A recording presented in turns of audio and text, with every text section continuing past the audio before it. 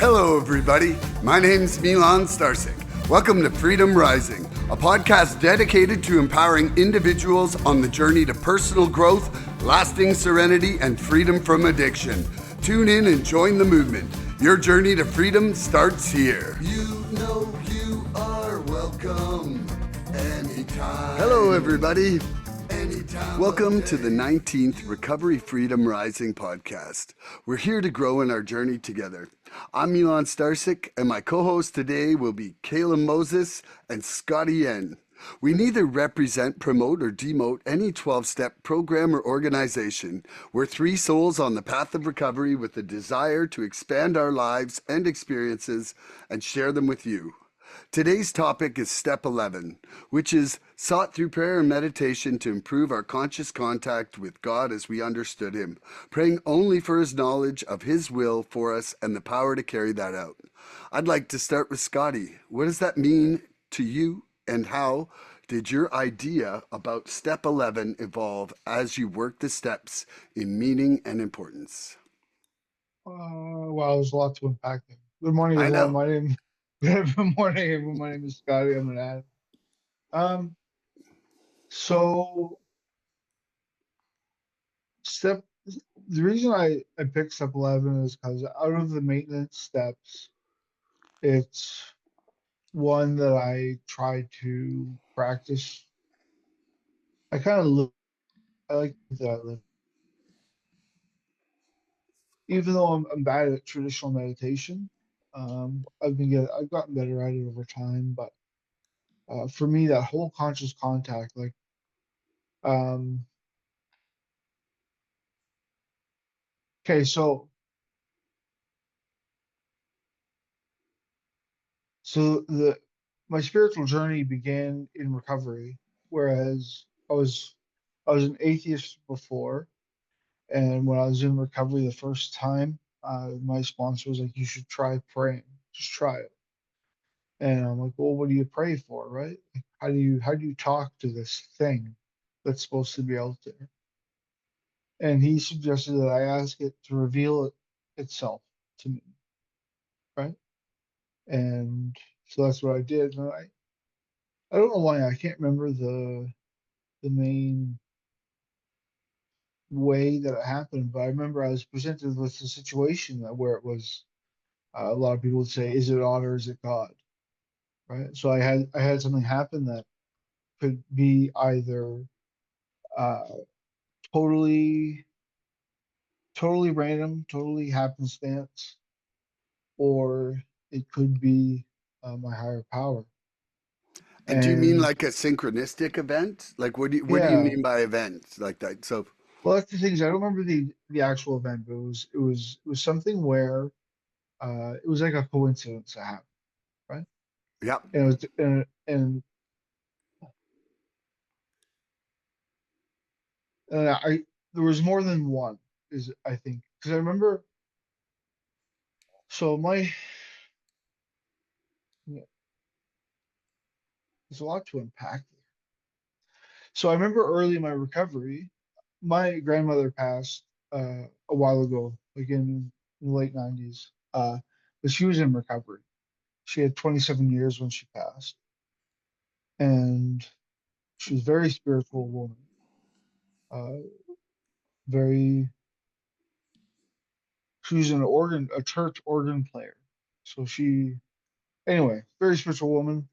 If I could have a sit down on a park bench with anybody that alive or dead, it'd probably be her, like, just because. But I had one of her. I had her last sobriety coin from AA, and I remember sitting in my apartment with it was my roommate's girlfriend at the time, and we ended up becoming very close friends. Uh, but we were talking about those that we loved that had passed, and I was talking about my grandmother, and the lighting in the room changed. It's like it's like there was a dimmer switch, and someone just put it to top, but there was no dimmer switch. It was kind of an event like that. It got brighter or it It got got it, dimmer? brighter. It got Okay. noticeably brighter in the room when we were Mhm. talking about the ones that we love. And that ties into something that I'm going to bring up later. But anyway, so it's moments like that where you're kind of like, it's either very coincidental, right? Or it's bordering on paranormal, right? And neither one of them had very much sway over my thinking at the time. But that's where my higher power revealed himself. And then in that early section of my recovery, I I was like a sponge. That's why I like step 11 because for me, like we talked about on the previous podcast, my background is I'm kind of a scientist at heart, right? So when I don't know something, I like to figure it out. Mhm. A scientist is happiest when he doesn't know something because it gives him something to do. So that's where that's where that comes from. So step 11 for me is a daily practice. Um, I'm pretty because of some of the spiritual practices that I've had over the past. I take praying very seriously, and I I try to pray first thing in the morning. I'm a smoker, so when in my morning, when like the coffee, flip the coffee on, go outside for a smoke, and while I'm smoking, I pray. So I don't wait until I'm awake to pray. I pray right away, and I try to live in a God-centered kind of way, if that makes any sense. So, for somebody who's new and just, maybe has no idea of what or how to pray, would you be willing to share what you pray on a daily basis? And if it's too Mhm. personal, that's fine, but if you'd be willing to share it, I just feel that it might benefit somebody who's out there struggling with even the concept of it. Right. Okay. So my personal prayer is starts with gratitude, right? I thank my God for the opportunity of another day. I thank him for waking me Do you up want to today. just say it like you would say it? Ah,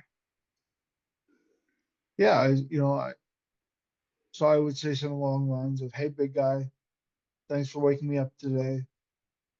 I ask that you guide me, and I ask for the power to follow that guidance.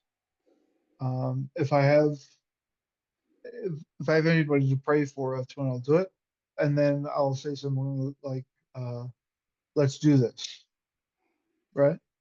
And that's as simple as my prayer is. And I Mhm. do the let's do this because it's like a football thing, right? It's like, I don't know if you ever play football, but when I you're in the did in huddle, grade 9 and 10.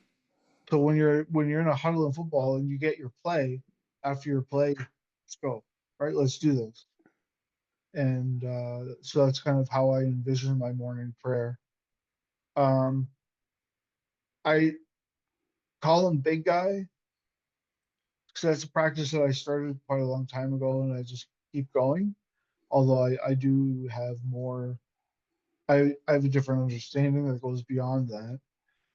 If I were to talk to somebody that was starting prayer, uh, my suggestion or my the advice I would give would be about what I feel to be the two most important subtexts of prayer. Okay, and that's sincerity and intent. I think I think if you build your prayer around sincerity and intent, that's what that's that's the meat of the prayer. That's the foundation. That's the backbone of that prayer. And as an example, um,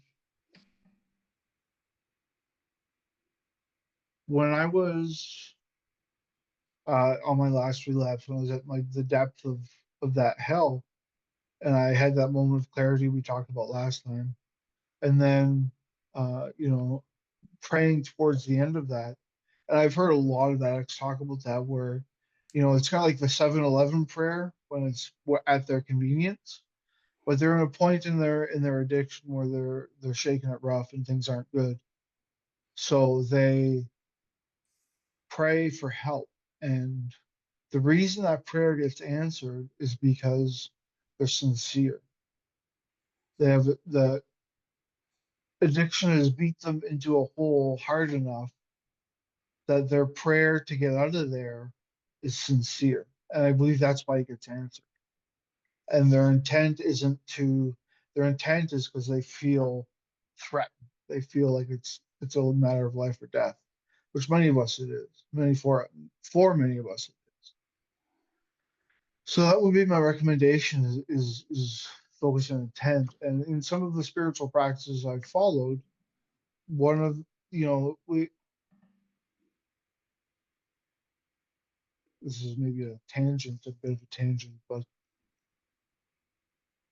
when I pray, I try to bring my higher power into my life, and I try to.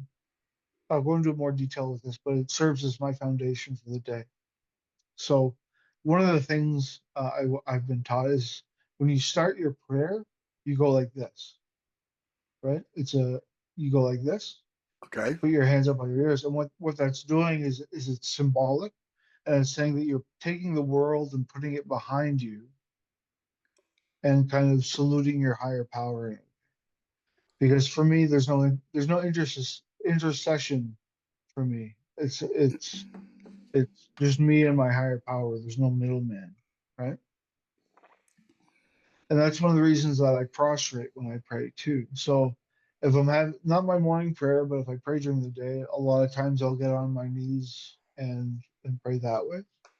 Because what I feel that's showing my higher power and myself in the world is that I'm willing to physically move myself for my higher power. So I'm bringing him into the physical world.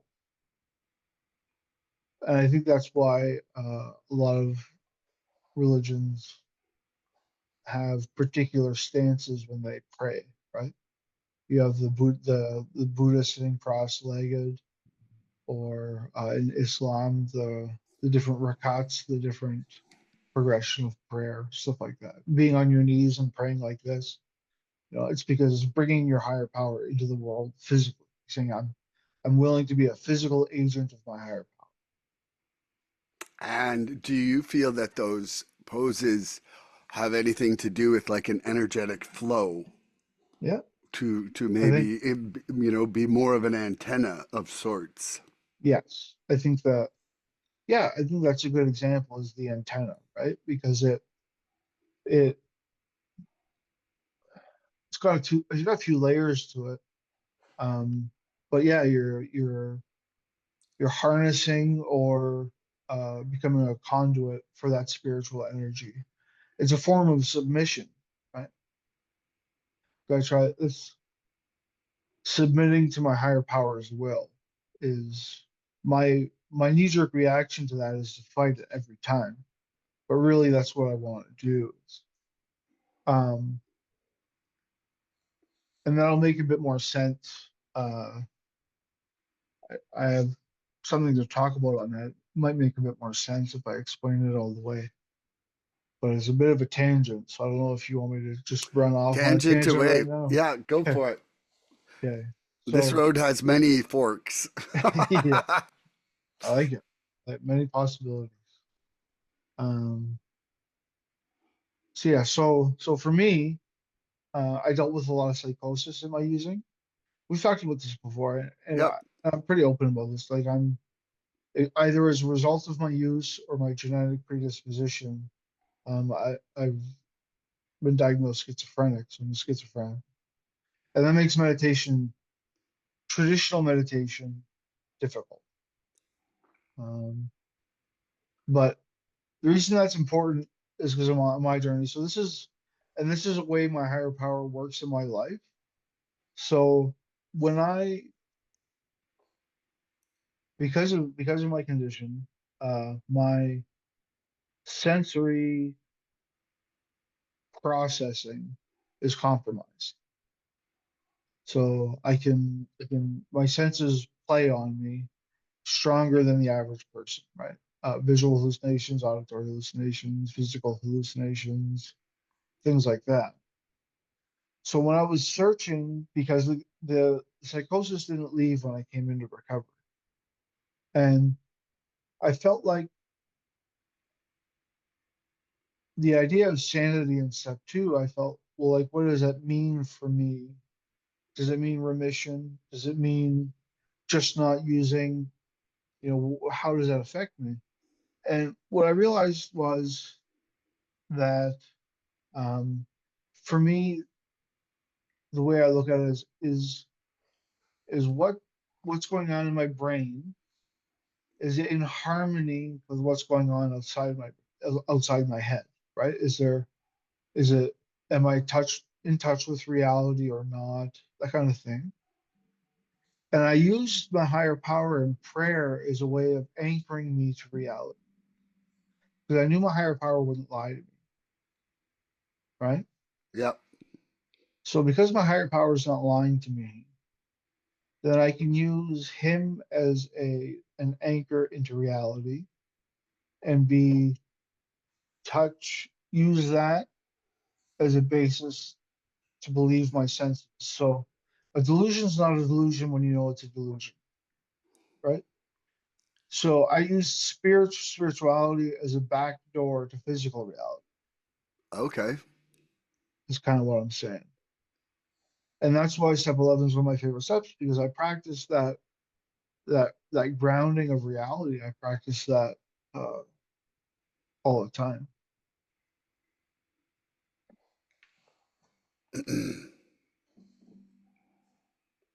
And the other thing I like about step 11 is God as we understood him. Hmm. And my understanding of God changes. So it allows me to reflect on what I've learned as much as I struggle with this concept sometimes, but taking what I need and leaving the rest. So that's where step 11 is powerful. And having a higher power, the two greatest gifts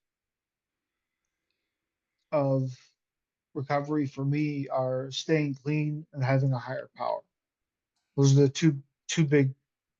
I mean, there's a lot of gifts of recovery, don't get me wrong, but being clean and having a higher power are two of the biggest ones. And so, how did your idea about step 11 evolve as you worked the steps?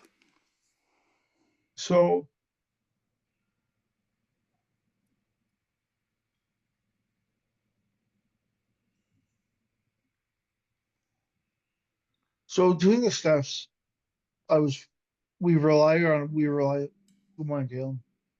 So doing the steps, we were doing the steps. I was forced to continually rely on my higher power to understand, work, and apply the steps to my life. So, starting with step two, like we said, like, what does sanity look like for me?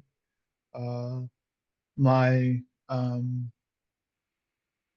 remission of symptoms, which didn't happen right away. I didn't know if it would ever happen, but I was hopeful. Uh, I learned a deep sense of gratitude doing step work, and it's kind of a running joke with some of the old timers here in Red Deer because a number of years ago, I would say gratitude as a topic at every meeting I went to for about 6 months. And I went to a lot of meetings. And a lot of people got really tired about talking about gratitude. Almost, They weren't grateful? no, they weren't. After a while, Yep. it, you know, it, people kind of got annoyed, but I didn't care because gratitude for me is the strongest weapon I have to get out of negative and insane thinking. I agree. I think that my some of my friends even joke that gratitude's my middle name because I practice it. And I laugh when people say gratitude lists because I'm like, when do you stop writing? Yeah. When do you when? Well, Like, we do 10 in the morning, me and a group of guys, only because sometimes it's like pulling teeth to get 10 out of somebody. I don't understand it. I don't I understand. I know. So I'm like, I I gotta quantify it just to get a minimum. yeah, yeah. Yeah. I know. I remember I was talking to the sponsee, and I'm like, even just and I gratitude, like something you're glad for. You don't have to be grateful, but just be glad about it. And even that sometimes people have struggle with. Oh my God, Yeah. there's so much to be grateful. It's a real change in mindset It like is. it's real easy to say something negative, spot something negative, act Mhm, negatively. mhm. It takes work to pull out the Yeah, positive and to actually change that, you know? Well, and and one thing is one thing that I've learned is, and I've heard from a mentor of mine. He said the attitude is the only thing that we can change, and he said, but the mhm, thing is if you don't get up and set your attitude, somebody or something will. And I mhm, think the the depth of where we can take gratitude depends on how willing are we to get up and set our attitude first mhm. before somebody sets it off. That's I I, agree. that's why I was late, was because I woke up late and I got woken up in a really poorly way, and then just the rest of the morning so far was a fight and a struggle, and the kids were fighting me and everything like that. And I'm like, that was my fault for not getting up ahead of time to set my Mhm, attitude to deal with all of that in a right place. So mhm. literally, I'm laughing as you're sitting here talking about, like, you don't get how it's so hard to pull gratitude. I could only kind of come up with one gratitude right now, and that was because God's grace and mercy that I'm alive today again and I can grow. But that's where my attitude, that's where my demeanor is right, Yeah, was yeah, right just before I came on. yeah. And just about we were talking about we were talking about my morning prayer, and Right. the first thing I pray for in the morning is thank you. Yeah. Yeah. Right? Thank you Yeah. for waking me up today. Yeah. And there's two things about gratitude too, is that like you mentioned. So if I start thinking about seeing a yellow car and I'm driving around the town, I'm going to see a lot of yellow cars, right? Yeah. So if I wake up in the morning and I have that attitude of gratitude, then I'm going to see things that I'm grateful for, right? And what gratitude enables me to do is to take care of the things that are important to me. Hmm. Because if I'm grateful for something, I'll take care of it, I'll nurture it, I'll support it. I'll do what I need to do to ensure that gratitude stays. See, and I think that's really important because I think people can get thankfulness and gratitude mixed up. You can be Mm, thankful, right? And but thankful doesn't mean you do anything about it. hmm. Gratitude is when you take something that you are grateful for and do something about it, right? If I'm Yeah, thankful for my teeth, guess what I'm doing today? I'm brushing those teeth. I'm looking after it. So I yeah, think that's really key what you, because you touched on it. Gratitude's in action, my first sponsor said all the yeah, time. It definitely. is. Gratitude's in Definitely. action. And yeah, and if you see it like that, it really changes how you live your life. Hmm. Absolutely. So the There's a question I asked Scotty there, Caleb, I'm going Yeah. to throw this at you just because you did have one gratitude, so you might have some more. Okay, so we're talking about step 11 today. Yeah. I've read step 11 already. You've got a good idea what it means. Yeah. What does step 11 mean to you, and how did your idea about step 11 evolve as you work the steps in meaning and importance? Okay. So, I mean, for me, uh, when I first came into recovery, my prayer was, God, if you're there, just get me out of this situation, and I promise I won't do it again. That was my very first form of prayer, right? Yep. And meditation, I had no idea when I came in, but I went through a series of learning and ultimately going through, and we talked about it, going through a bunch of different higher powers, right? And things that I believed in, that which took me on a whole journey of those things changing. Me And too. Me too. and so before it was meditation was literally to clear all my thoughts away and just allow emptiness, I guess, to to allow me to have emptiness so that way I could just be present. That was the How did way you that, develop that though? Like how did that come into being? As it's not just like, hey, I'm here, empty. Like it's yeah. not like dumping out a glass of water, right? Yeah, Yeah. so a lot of it was that I took I would listen to meditation. Yeah. Guided meditations. Yeah. Yeah, and it would they'd have like the ones with the your thoughts are like the sea that comes in on the beach and then it Mhm. comes in and they go away. And Mhm. so and then it would literally tell me to like focus on my thoughts like that. And it Mhm. worked. You know, I definitely did. I would lose thoughts and it would just come and go, come and go.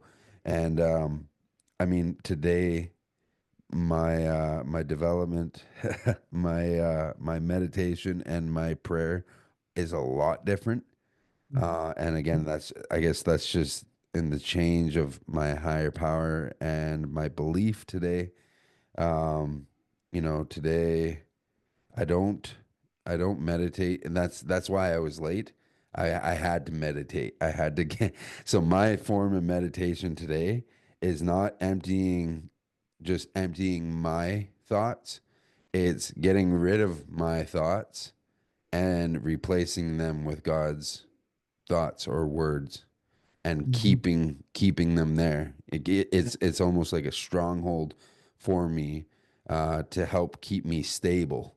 Mhm. Is a form of what my meditation is today, Yeah. and the reason why that is I just found uh,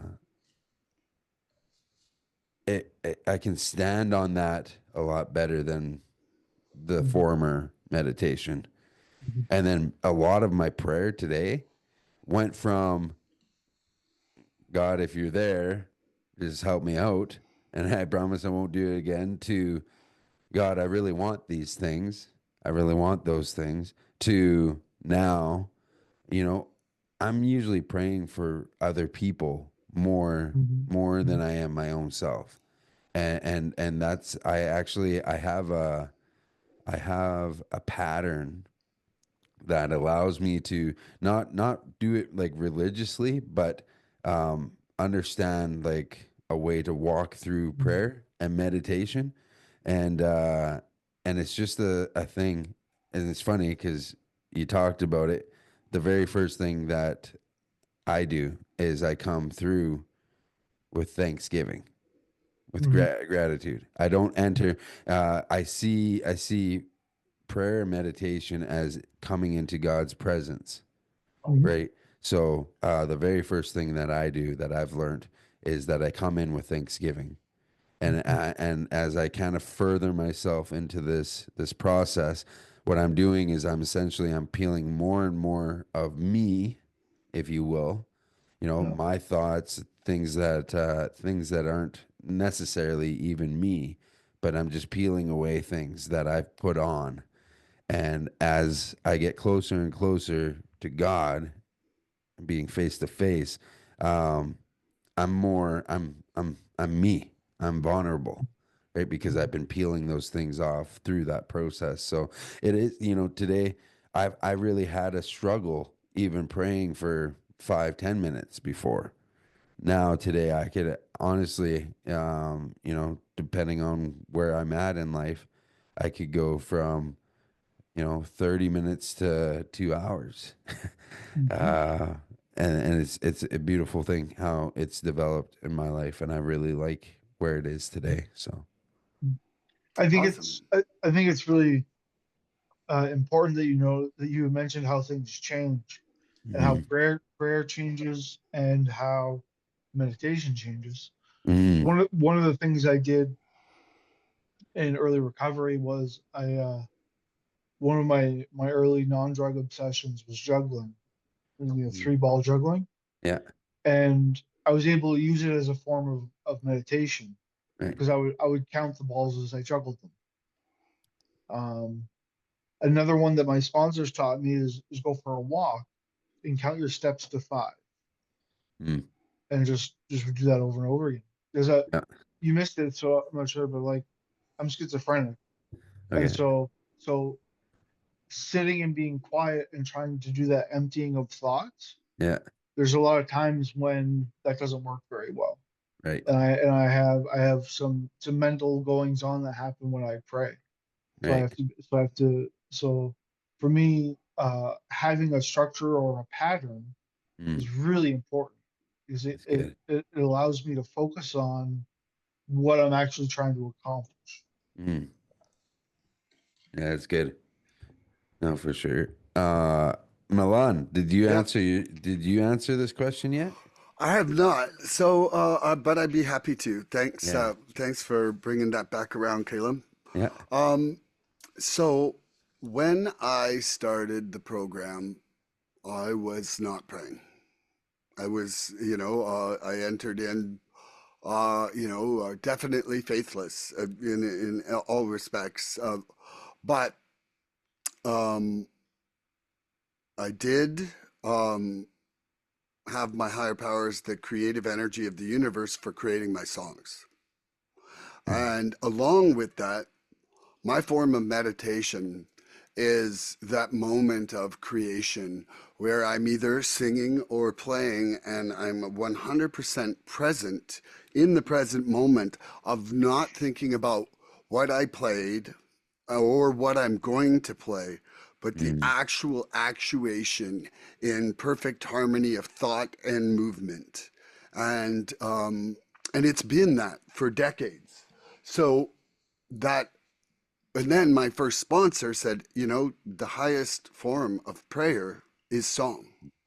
And so my songs, as you've seen some of, they're really related to me evolving these concepts of the steps and the principles inside my life.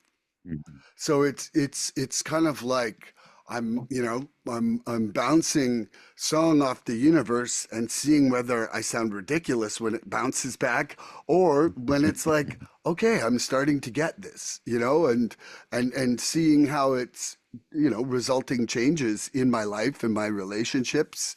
Um, and then I was, first to admit resistant to prayer, you know, uh, but my second sponsor that I still have now, um, he has a very firm belief in God as God. That's mm, and it's awesome. It is a pleasure for me to be exposed to someone with that type of mm, faith. mm. And mine isn't necessarily a being. Mine is still that energy that I spoke of.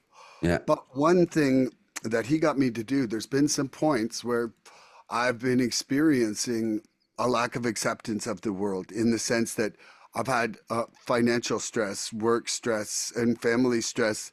I get some pretty high levels, and it's almost created like an incapacitating anxiousness or fear Mm, because when talking about it with him, we take it right down and we pull it apart and we look inside and see that the problem is not what's happening. The problem is my fear of mm, of what is going to happen, which is mm, taking me out of the present moment, right? So one thing he's gotten me to do is to sort of pray and I like to do it out loud and I quite often do this while I'm driving. But yeah. I will be like, please take away my fear, my intolerance, my anxiety towards things I can't change. And just repeating that 10 times. Repeating that 10 times out loud has never failed to Mm, at least reduce the levels by 30 to 40% on all those things. Nice. Mm-hmm. And Yeah. so if that's all I got right now, Yeah. like I'm happy Works. with that. I'm happy with that because overall, you know, I watched my mom try to pray for my dad to live when he was dying of MS. Mm. And, I really inside myself believe that we can't change that kind of reality with prayer. I Mm-hmm. think that all we can do, when they're saying praying to hope, to see God's will and the power to carry that out, I really believe inside me that that just boils down to acceptance. Like it's like we're praying to be able to cope with the world, not change the world. That's Hmm. that's what that's personally the way that I can see it, feel it, and believe it. And Mm. that may change over time, but right Hmm. now, that's what I can say. Like I think praying if I don't believe in it at all Hmm. is a lack of honesty, and I'm breaking the principles right there. And whereas I do and have felt the results of what I'm able to do right now, and I Hmm. believe that there's a result from that. And it's connecting me with the universal energy of acceptance as it is, becoming part of the world instead of the puppeteer of the world. Mm-hmm. Yeah. See, I think. it's interesting. I'll just spit this out real quick.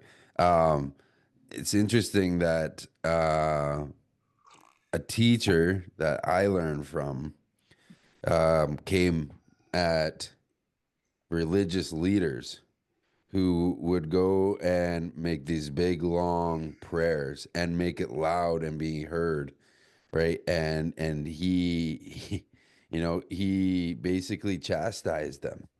Right? He called them down. And he's like, "Look, you're trying to make it seem like you're this big prayer warrior or whatever, and the truth is you're not. Right? The prayers that you have are being like are not not substance. They're hollow. Right? You're just basically, so I think it's key important that, yeah, it's absolutely like, like you said, get started in prayer wherever you're at, but understand wherever you're at is wherever you're at. Don't try to make it more than where you're at, right? Because Mm-hmm. then you're actually doing yourself a disservice, and you don't know, maybe you are turning or putting yourself into a different area that isn't healthy for you. And just know that it's totally fine to be wherever you're at with prayer and meditation, but just as long as you're moving a little bit forward is all that matters. Right before you Mm-hmm. came on, Scotty talked about the two elements he felt like were important for a newcomer of prayer. And the first was sincerity, the second was intent. So Hmm. that goes along perfectly with what you're saying there is that, Hmm. like it has to be sincere. And that Hmm. sincere, like the word sincere implies that it has to be an honest intention. Mm-hmm. Hmm. You I know, think that I've talked with my sponsor about this bit at length when it comes to praying for other people, because especially people being sick, right? Like my dad was quite ill towards the end of his life as well, and um, now I believe God can do miracles, Hmm. but sometimes, like I'll put it this way: if I have a friend that's very sick, and I pray for him to to do full recovery, right? To be totally not sick anymore, and that prayer gets answered, does that mean I have the power to heal, Yeah, there we go. Come on. right? Yeah, yeah. It's So so when I pray for other people, I pray for them to receive what I've received through my higher power, right? Which is that personal contact, which is the gratitude, which is the knowing my soul is has been touched by God. That's what hmm. I pray for other people. I've heard it expressed as is lifting them up to God, Hmm. right? So that's more along the lines of what I pray for. And because I don't know, like, I don't know.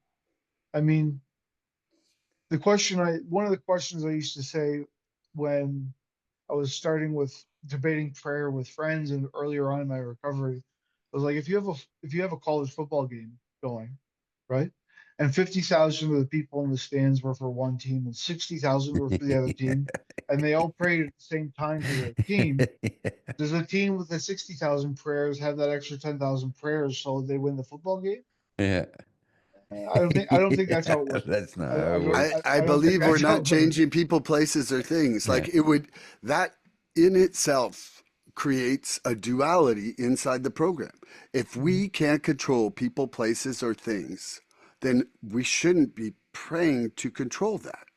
Mhm. Like that, it doesn't line up. And one of them has to give at that point. And Like if, if it goes deeper than that though. It's not even for other people, but for ourselves, right? That's I, I was gonna say the whole point of prayer and then adding meditation is that you connect yourself. It's Mhm. all about connecting yourself, really, Mhm. right? Praying for my wife, if she's struggling with something, a lot of times I learned this. A lot of times, if I'm praying for my wife and I'm praying whatever for her, a lot of times I'm connecting myself. Guess what? I'm the one being prepped to be able to help her in that Yeah. because I'm the one stepping out, connecting right to Mhm. God, and sort of like, and I want to just quickly touch on what you were saying because it's so interestingly true. I know a big group of people that will sit there and pray because they believe that, or somewhat believe that there's a God does miracles and different things like that. And so they'll pray and like you said, there will be a miracle, somebody will be healed, be touched by God. And they take it from, instead of them just connecting and like you said, however you want to spin it, lift them up. Or I also see it as taking somebody's hand and Mhm. placing it into the hand of God's and letting the care of God take over. They take credit for it. Or it goes the other spectrum and there is no healing. So, and then all of a sudden they're getting all upset and questioning and doubting and all these things. And the truth is, you know, I believe it's even in the step, you know, all I'm doing is praying for God's will and understanding in things. And if I do Yeah. that, then I keep myself from harming my own connection into that. And Milan mentioned that just before you came on too about being an antenna for God, Mm, being a conduit. hmm. It's like Conduit. bringing Yeah. a newcomer to Narcotics Anonymous. For me, that's my job is to bring them in. Yeah. Once they're there, it's NA that does the work. I have no That's right. control over whether or not they accept the program or not or Yeah. anything. Yeah. But I brought them to the water, Yeah. you know. So I was listening to the speaker tape the other week, and this old timers view, which I thought was a really amazing thing, and there'll be kind of a couple things that I'm gonna pull out of you guys on this, but the entire program is necessary because of our disconnection from our higher power, spirituality, and the duality in life that this creates. Mhm. Do you agree or disagree with this? And why or why not? Scotty, you first. Hard agree. Uh, and I've gotten into a bit of hot water sometimes talking to people about this, but for myself and for a lot of my friends in recovery, I had many spiritual experiences doing the steps, but my spiritual awakening happened at 12, right? And I Do you mean at the 12th step, just for clarity? finished, yes, finishing the 12 Okay. step. Okay. Like I had like I said, like I mean I started praying in step 2, but once I had finished doing the totality of the steps, that's when it was like I feel like there's in Islam they talk about having a veil over you. And I feel like in active addiction, I had a whole lot of things that were disconnecting me from my higher power, right? And then, I had that sincere prayer where I knew I was screwed up and I needed help. And then that's where uh, being in the program, it's a process, and it sometimes happens in jolts. Like I'll have people call it like God smack or slap from God or whatever, or it's something. It's like I got struck by lightning. Like holy shit. Sometimes it's really slow and gradual, and I don't notice the progress I've made until I pause and look back at where I've come from. But I think that it's really important to do all the steps, because after 12, it's like a real light bulb gets turned on for me anyway. Mhm. And I realized so much about the whole reason I did the steps was to be of service to others. And I forget that a lot of the time. And sometimes when I'm having a rough go, the solution is in my sponsees or like helping them out, reaching out to them, that kind of thing. That being Mm. said, too, um, and this is a bit like when Kalem was talking about when we were talking about healing. If I pray to God to move a mountain, I'm gonna find a shovel, right? He's gonna give me a shovel, and that and that Mhm. and that's the way it's been in my recovery. Mhm. Yep. And that's part of the reason I like step 11, because my higher power has changed and grown with me as I've grown in recovery, and Mhm. that's I could go on at length about that. And Caleb, do you want me to repeat the question? Yeah, yeah, yeah, yeah. Okay, so I heard on a speaker tape the entire program is necessary because of our disconnection from our higher power, spirituality, and the duality in life that this creates. Do you agree or disagree with this? Why and why not? So the whole point of these programs, recovery programs, it all stems to the same thing. It is all about relationships. All about relationships. Um, Here's the thing. If you go to steps 1 to 3, okay, then you're only working and rebuilding your relationship with God and not yourself and others. Okay. If you go up to, let's say, even 8, right, then you're only, you know, working and repairing your relationship with God and yourself. No, the whole complete set of steps is that you rebuild your relationship with God, with yourself, and with others. And by doing so, that's what creates that circle, that unity between all facets of what life is, right? I share that. I've shared that quite often.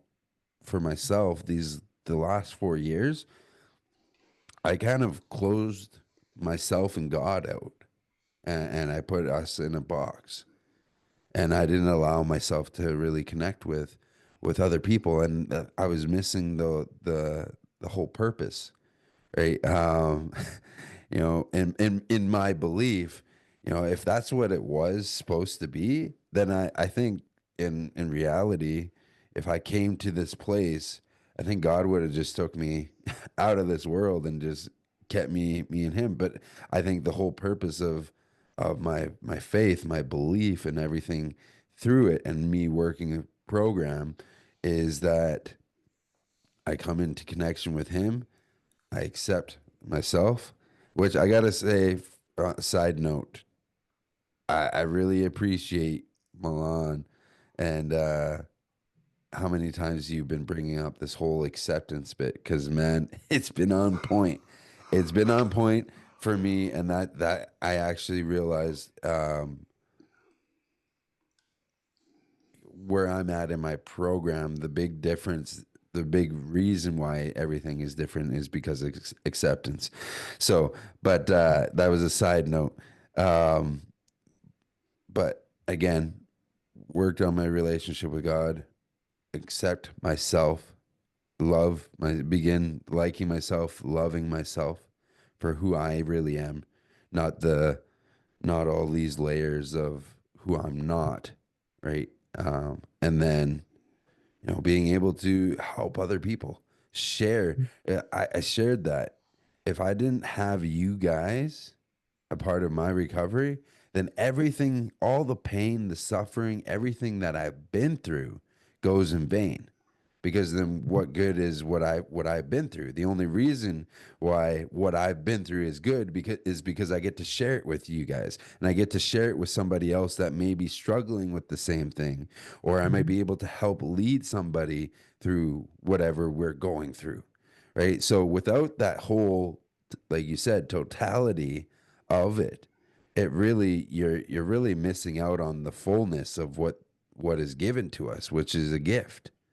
It's Mm-hmm. a gift to have a relationship with God, with myself, and with other people. Mm-hmm. What greater gift is there? Yeah. And to piggyback on that, one of the biggest shifts that I've experienced is when I come to realize that my higher power wants a personal relationship with me Yep. and that my higher power loves me. Yep. I fought against that for a long time. I Mm-hmm. and a lot of it was because I didn't love myself. Mm-hmm. And I think that I have a friend in the program who always says, if you want self-esteem, do esteemable things, Jim. right? And and It's and logical. yeah, but we foster that in recovery, right? We foster even someone who has a day, you know, we say, come early next time to the meeting and help set up chairs. Like Yep. that's a minuscule thing, but you've participated, right? Mm-hmm. You've done something that was esteemable. You helped the meeting be a meeting, and now you're part of, Mhm. Yep. right? Yeah. I I agree, and not only that is that doing that little tiny bit of service also gives you a little bit of like you want to be a better person and you start doing better things even if they're tiny, right? Mm-hmm. Like the entire disconnection from our higher power spirituality and the duality that this creates, I liken it to almost being like multiple personality disorder. It's Mm, like you have these spiritual principles that are the right way to be existing in harmony with the world. And for me, my higher power being this creative musical energy, I would even go as far to say to be in tune with the universe. And yeah, being in tune harmony. with the universe means that I'm vibrating in the same intersecting wavelength patterns like sine Mm, waves. Like I don't know if you harmony. guys have, but Mm-hmm. have you looked at sine waves and understand octaves and notes and that? So you have a sine wave and an octave is just two of those. So that intersects two times Mhm. every time there's a cycle. And that Yeah. even intersection is what makes sounds sound good together. Well, if I'm thinking I'm honest, thinking I'm nice, thinking I'm compassionate, while I'm lying to you, cheating, and being all these other things that are outside the spiritual principles, we have no way of even being harmony inside ourselves, let alone with the Yes. rest of the universe. It's like we're having an argument with our soul inside. Mhm. And Mhm. without that even intersection of action and intention, we'll never be vibrating in a way that's going to shine. We'll just Mhm. be like that chaotic mess, like the irrationality of pi going into the distance or whatever. You Um, know, I like the constructive and destructive interference of waveforms, right? yeah. And like to use your analogy of music even more, that's why you can tell when somebody hits an off note, Oh, oh God, you it know? hurts me, cripples Like me. I don't I don't have the musical ear that my grandmother had, but I can still tell when somebody is playing a song is like Yeah. Oh no, That shit the bed. that didn't belong, right? Yeah. And so I feel that one of the things is that, as Kalem was saying, steps 1 to 3 gets you right with God, and that's what you're needing in order to surrender that fight of your addiction. Mm-hmm. But that also is what you need to build on to start having acceptance in life. Like it Mm-hmm. lays the foundation for those steps, 4 to 6 that you're getting right with yourself.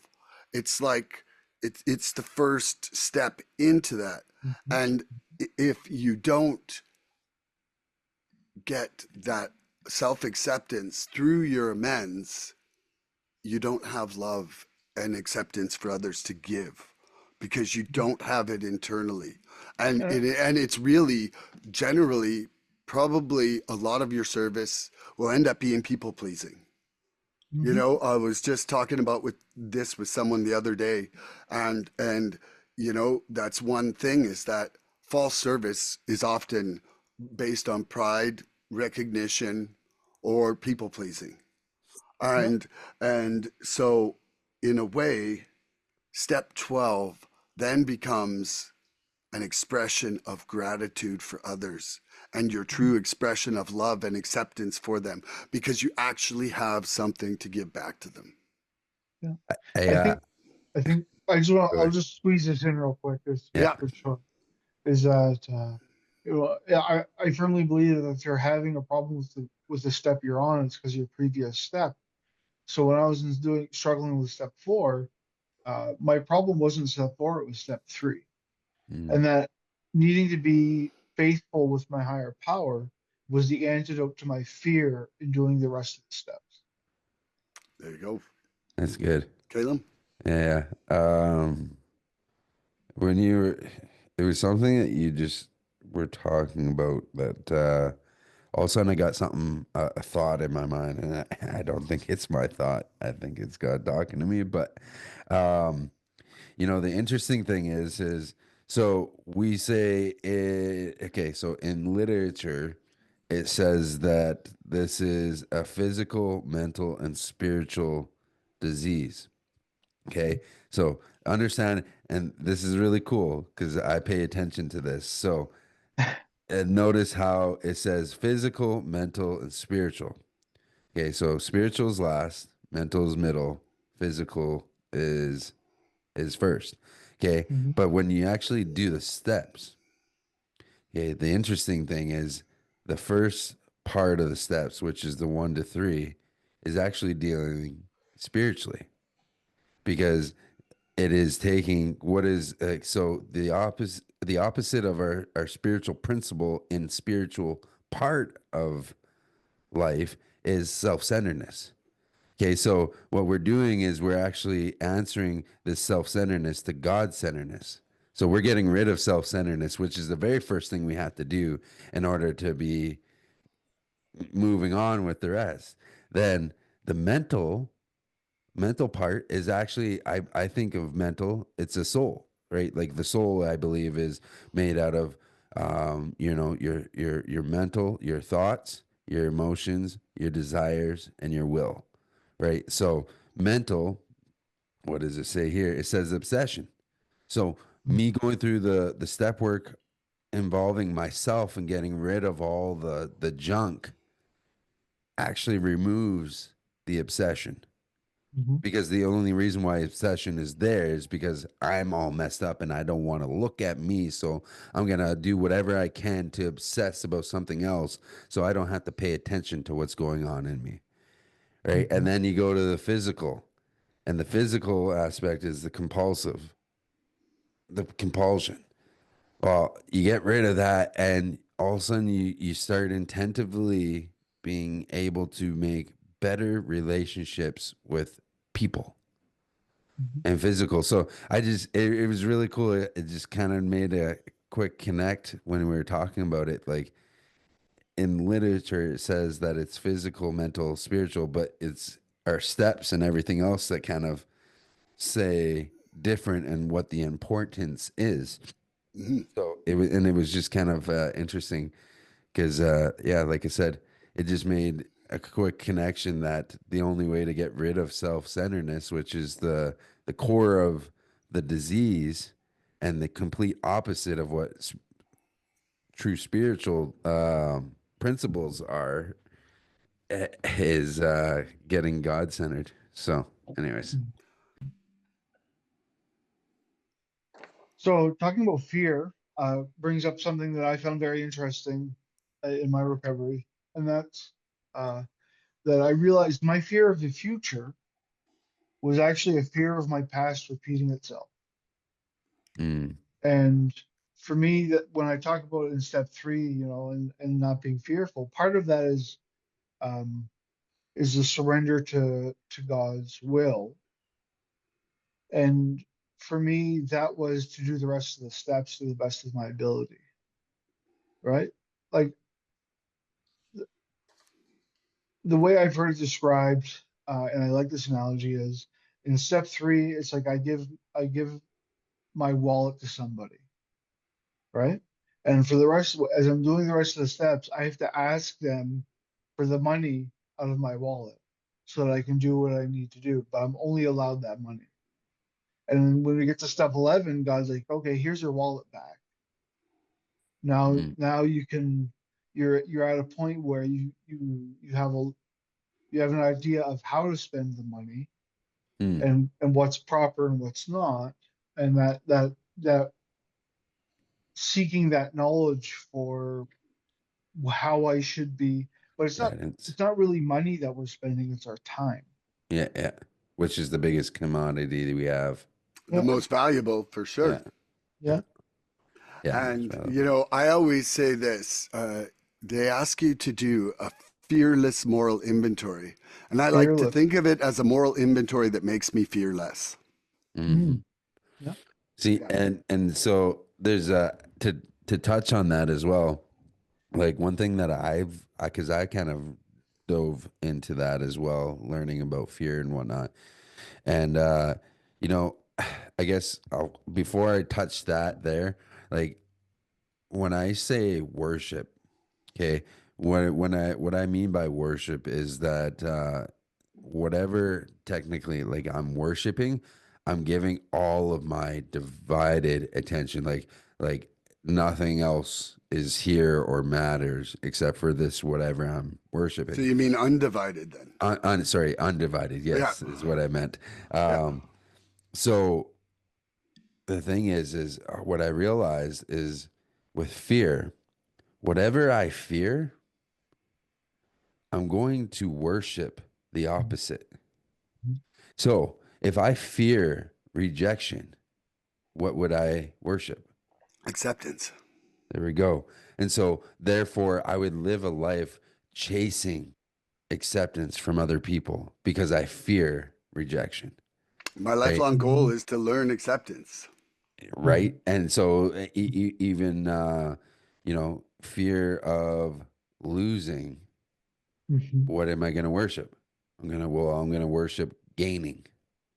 Yeah. Right. And so it was a huge shift for me because I was like, oh, and then I was able to see, okay, I might have been blinded to some of the fears, but I being able to reflect and see the things that I'm chasing after, I realized, I'm actually worshiping these things. Like I'm fully engaged on this. That might mean that I'm fearful. Now, the one thing I also learned about that is that if I have fear, fear is the absence of prayer. Because here's the thing, I believe I'm not going to have fear when I'm in connection with God, and it's a experience fact for me, that whenever I am in connection with God, I do not have fear Mhm, of anything. mhm, But when Same. mhm, I'm not in connection with Him, then I do allow fear to come into my life. Right. So I think that's a very valid point is that when I have fear, it's because of my lack of praying. Yeah, I don't think fear and faith can reside in the same place at the same time. Yeah, exactly. Mm. But for me, coming to in steps 2 and 3, coming to believe that my higher power had the best interest for me, that was a stumbling block for me because and what I was doing was I was taking my past experiences Mhm. and saying, well, if you let that happen then, why aren't you going to let that happen now? That kind of thing, right? So Mhm. it was a lot of things that I experienced over the past. But to double on what you were saying is that what I'm focusing on, right? So if I'm focusing on uh, chasing money, right? Mhm. My focus is going to be on how quickly my bank account is draining, Mhm. but that's only going to hasten the drain, right? Mhm. Because Mhm. I'm the one that's Focused. going. I'm I'm I'm focused on it, Yeah. and what I'm saying to myself is that I'm the reason I have money, Mhm. but it's Yeah. really my higher power has provided me with it, Yeah. right? But I'm the reason, so it's under my control, and I have to do these things, or else I'm going to go broke. Right. Instead of looking at it from the flip side. So I got a question now. I guess the question before the question is, did you guys answer this before? Because I was away there for the 5, 10 minutes or whatever. But what did your guys's prayer meditation look like when you first came in to what does it look like today? Like what is the practices that you actually go through? Can you walk anyone that is like new into that and what that looks like? We did do a little bit of it, but we could review it again. Okay, Yep. maybe just in more of a depth, I guess, because I kind of went in depth of what it means to me. Like when I first got in, it was super simple. It was just about getting me connected to where now where he's brought me into it. It is and explained in a little bit more in depth. And I don't know if you guys did or not. So I'm just opening the table to that. I have well, I think I think for me the big because we touched on it a bit, but the big thing for me in the difference in prayer between now and between then was I used to pray out of fear and desperation that I was going to use again, Mm, and I didn't want to.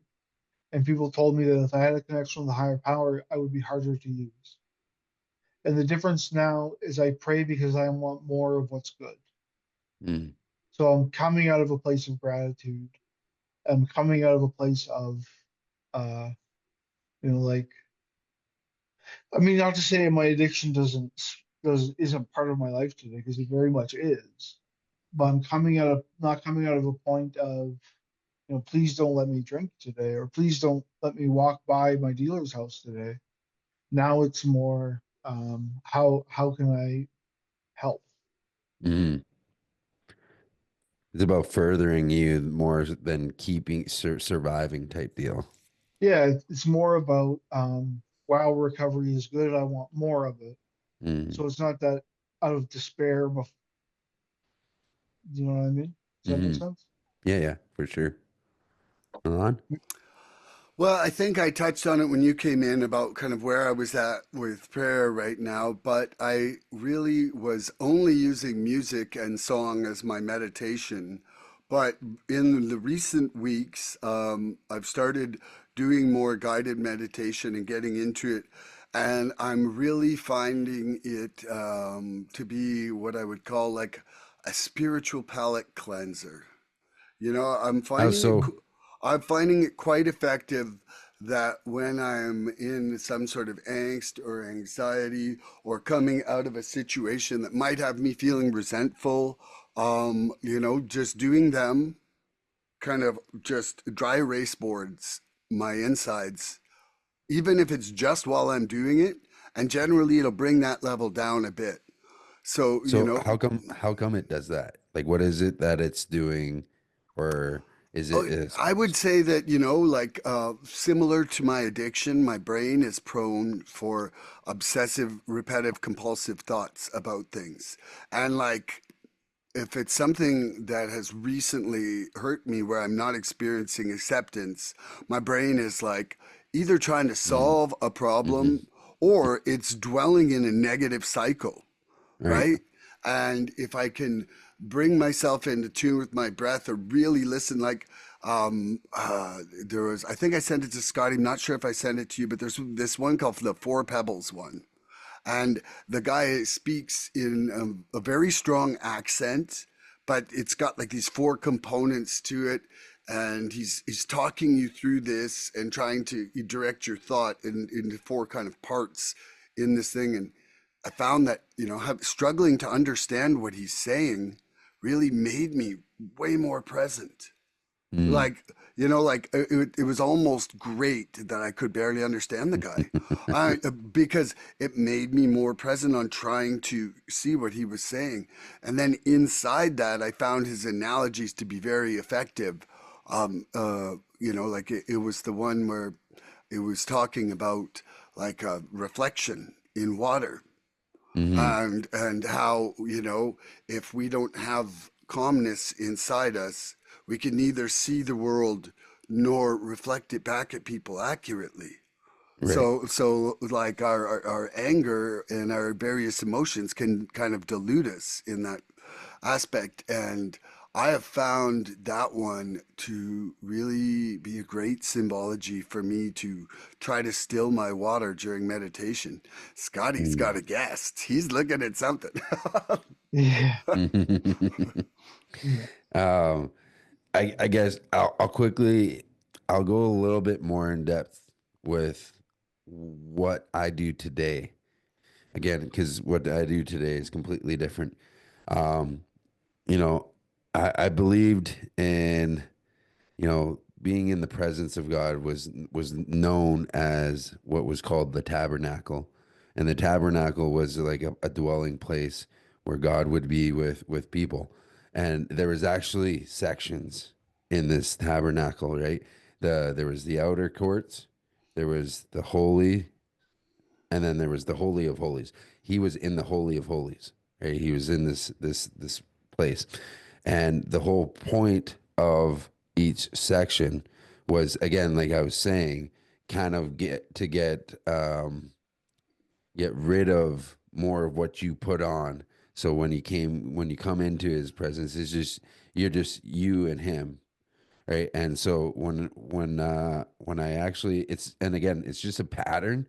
How far, how long, or whatever is completely wherever I'm at. But the biggest thing is like, again, coming in with Thanksgiving is the very first thing. Then coming in and admitting any wrongs that I've done, right? Guilt, resentments, or sorry, guilt and shame, anything like that. I would come and I would release it. And then actually, so the reason why I'm sharing this is because I go from in prayer to meditation at the same time. It's a back and forth working bit.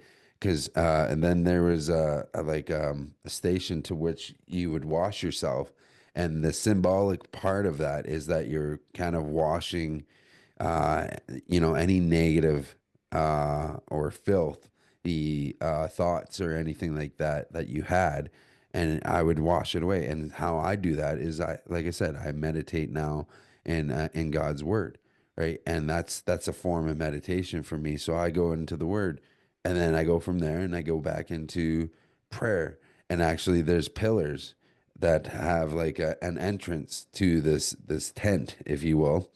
And these pillars actually stand for different things that I can pray for, which essentially is, I'm praying for nations. I'm praying for our nation. I'm praying for our province. I'm praying for, because here's the thing. If I find it important, right, and I do, I find that, what happens, who's leading dictates what's going on here today. So I put some prayer into it because I care about it. Right? I care about people in the nations and stuff. And then from there, go and ask, God for a freshness of his feeling of just being filled with him. And then from there, I go into another form of the meditation. So I got two forms of meditation where I'm constantly in there, talking to him, but then I'm giving myself breaks to listen and see what is being reciprocated and what's being brought back to me. And then from Mhm. there, I go into intercession, and that's where I really start praying for those that I believe God's put on my heart.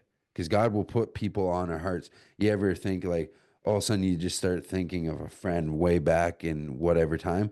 I believe that's, I guess, in my belief, I believe he does that so I can go and pray for those people. I don't just randomly get these thoughts about somebody. It's not just how it works. I believe it's placed there for a reason. And he's just, and again, in my belief, he's looking for somebody to stand in that gap for that person. So when I'm attentively going through this pattern of mine, I get to be of service to people that I've had a friend call me and be like, "Man, I felt your prayers." And it's like, "You felt what?" Like, it's amazing because I normally wouldn't experience that kind of thing, right? And then from there, that is so I go through all that process. And then I finally get to come into the what is called the Holy of Holies, and I get to sit there face to face with him, and that's where I get to pray for my miracles personally. Like, if I have family that is needing healing or something, provision. If I'm needing provision, that's where I get to go and pray for all my worries, for all the things that are weighing on me. But I'm last. That Mhm. is the big difference. And I Mhm. share all of that just to kind of get to there. Before, I was the only, I was the only Mhm. one. Then, gradually started adding more people, but I was always first. Now, where I'm at is that I'm always last one to pray for anything of my needs or worries or anything like that. And I think he designed it that way so it can be filled like prayers that have substance in them because I feel my prayers have substance, have weight, and being lifted up Mhm. to them. And there's the big difference for me in these couple of years is just the feeling the weight. There's a very long period where I just was just praying to pray because I knew I should pray, but they didn't feel like any weight. They didn't feel like they were being heard or anything like that. And that's a gift that I got today. Nice. It's interesting. I'm actually doing a set of steps through a different book. It's called the A Gentle Path Through the 12 Steps. Mm, It's a very interesting book. One of the parts when you're saying you're praying for other people or other people come onto your mind, uh, there's a section in step 3 of that book where it talks about if I don't let other people help me, then how can God help? mm, that's right. And I think Acceptance. that's really, and yeah, Yeah, but I mean I don't know if you've heard the story of the man in the flood where there's a flood coming yeah, and this guy's in his house and says, his neighbor comes by with his horses and says, like, oh, we can save you, come with us. And there's no yeah, thanks, my God's going to save me. yeah, And then the flood raises up a little bit, it's going to the first door, and a guy comes by in a canoe and he's like, come with me and we'll get out of here. I'll save you. He says, no, my God's going to help me. And then he's at the roof of his house, and, they're sending in helicopters to get the last people. He's like, no thanks, my God's going to help me. So eventually he dies in the flood. And goes to he heaven. goes to heaven. He talks to God, and he's like, God, why didn't you help me? And God's like, I sent you three people. how did I not help you? Right. Yeah, So, yeah. but I think Beautiful. it's important that we do carry others with us. Um, I actually have another story real quick that's about that and about I was in earlier recovery. I had I think 6 9 months or something. I was working at a job at a treatment center outside outside of Red Deer, and I was the night guy. So I would spend, 8 hours alone touring around the facility. And one night I was just having a really rough night and something had happened. I was all out of sorts. And so I'm like, I'm going to pray to God for help because I don't know what else to do. And before I could finish saying help, the phone rang and it was my mom. Mm. And she said, I had a feeling I should call you. I hope everything's okay. Beautiful. No. Yeah. I have that kind of connection with my mom and one other person in the world, and it's amazing when that happens. Yes. It's truly, cracks all the barriers of regular physics and science, right at that point. Yeah. Yeah. Yeah. Yeah. So I got one more question here. Like we're kind of approaching an hour and a half, and I'm not Yeah. sure file size wise, but I do want to get this one answered in conjunction with the other one. So it's also said that the conscious contact with your higher power can only occur in the present moment. You cannot have yesterday's contact now or experience tomorrow's today. This being said, living presently is the only solution for maintaining this contact. What do you do regularly in your program to stay present? And we'll start with you, Kalem, and then we'll go to Scotty. Um, well, shoot.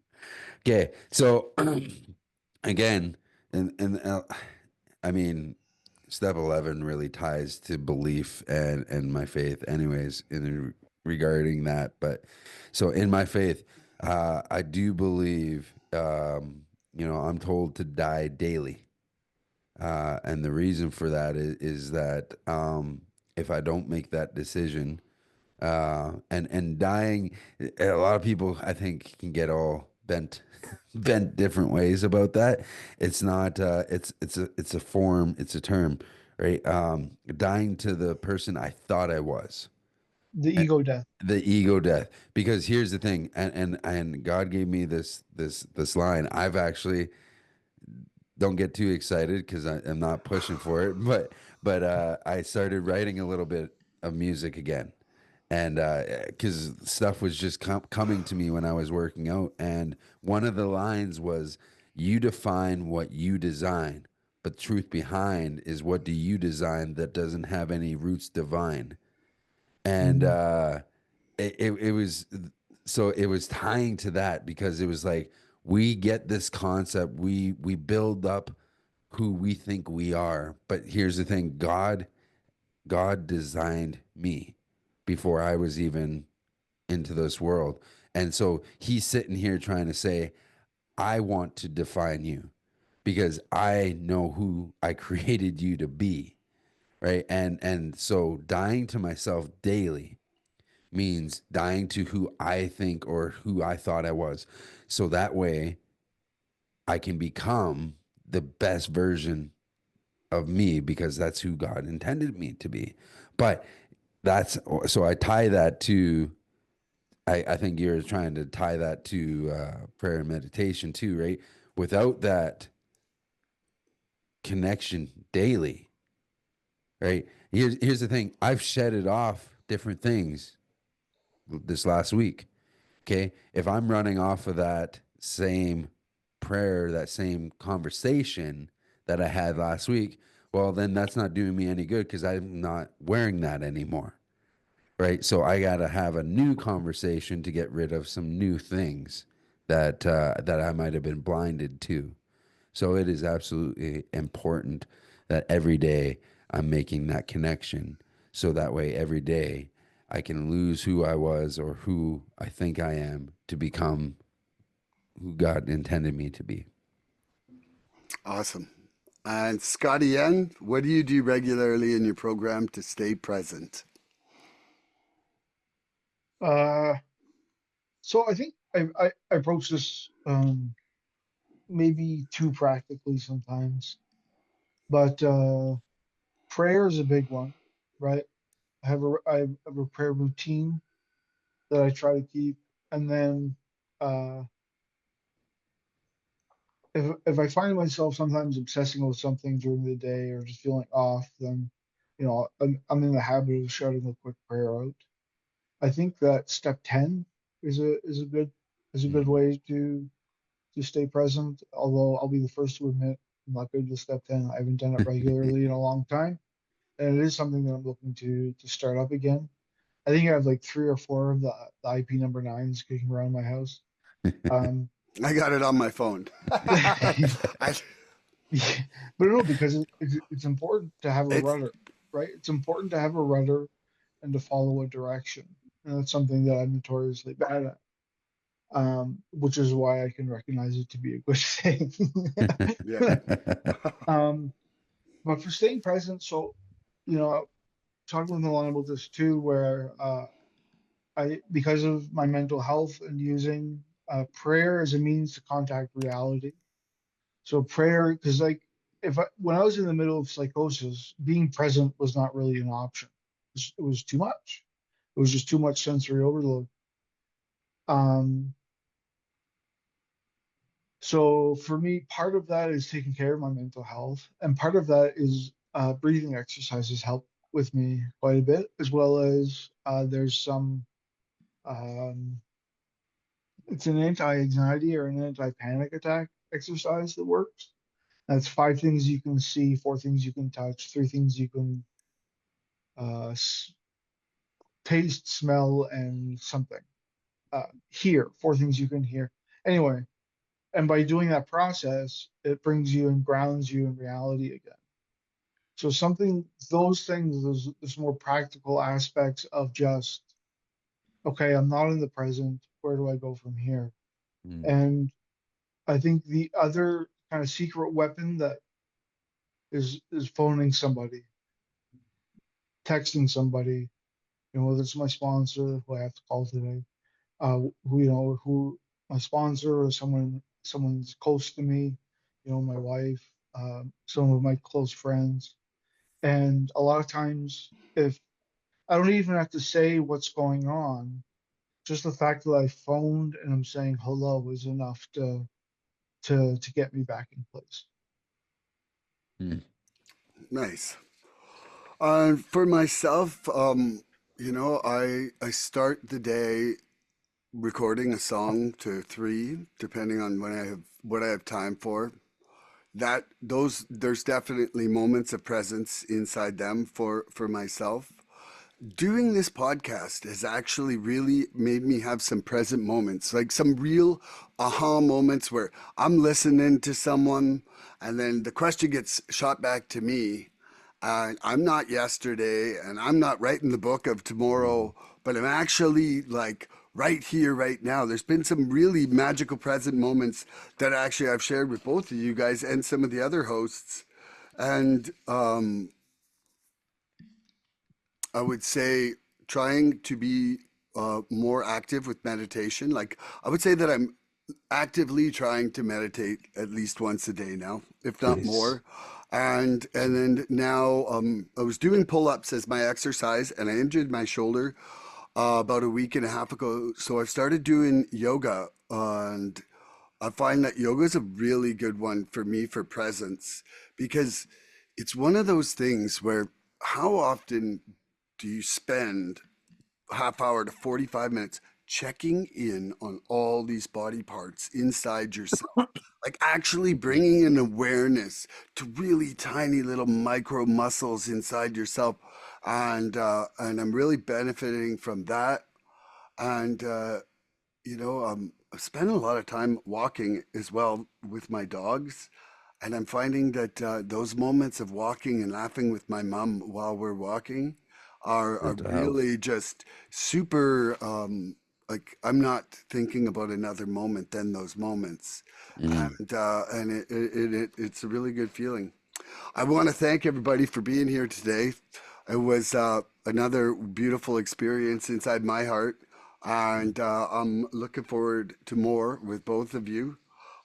If you've liked what you've seen here, please subscribe and share this podcast so that more addicts can get some experience with recovery if they want to do some learning.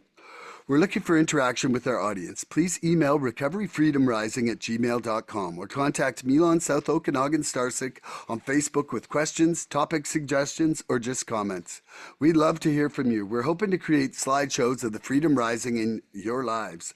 Please send any photos of you flourishing in your life as a result of your recovery. Tune in next episode for more recovery fun. See you later, everybody. We love you. Or at least I do. I can speak for me. I love you. I love you tons.